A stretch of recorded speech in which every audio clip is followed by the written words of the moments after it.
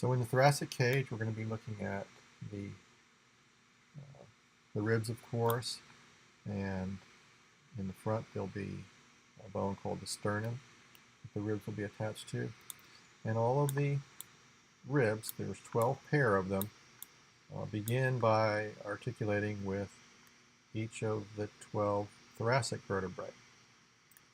So the thoracic vertebrae, the sternum, the ribs, and the cartilage that make up the ribs, this whitish area, these are cartilages, all of that makes up the thoracic cage.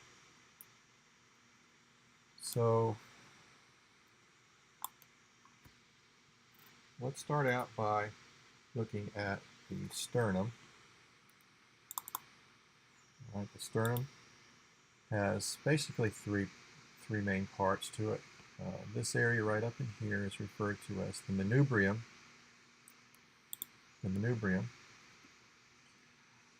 The larger part of the sternum is called the body of the sternum.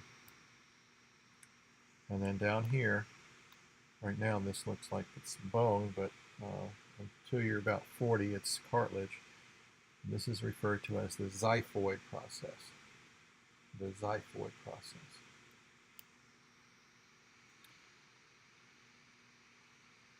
I'm not going to ask you to identify this, but where the manubrium and the sternum connect together, this is a angle that's called the sternal angle, or sometimes called the angle of Louis. You can see little indentations along the body of the sternum. These are all areas where rib cartilages will attach to the sternum,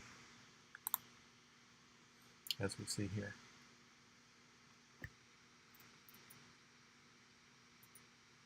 Now, the ribs are identified in 3 segments. This is the first rib. 1, 2, 3, 4, 5, 6, 7. The first 7 ribs have their own cartilage attachment to the sternum,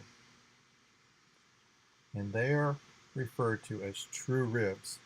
Any one of these first 7 ribs are considered true ribs. Then you can see 8, 9, and 10 all have a common cartilage. They connect together.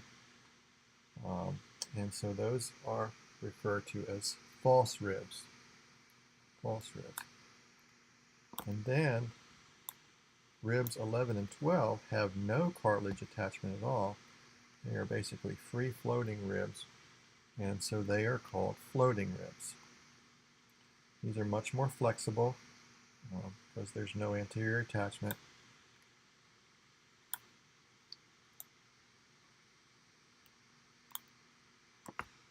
Okay. I want you to see how the ribs will attach to the thoracic spine posteriorly. If you look here carefully, you'll notice that there's a little bump right here on the rib that attaches or has a joint attachment with the transverse process. And then the head of the rib actually connects in between 2 thoracic vertebrae. Part of it's got a joint attachment to the vertebrae above and part of it to the vertebrae below. Okay? So there is movement as a result of the rib attachments posteriorly to the spine. Those ribs can move up and down as you breathe. And, yeah. Let's see. Is there anything else? No, I believe that's it. Okay. Well, Should you have any questions, feel free to bring them up in class, or shoot me an email, send me a message on Canvas. All right. We'll catch you on the upper extremity next.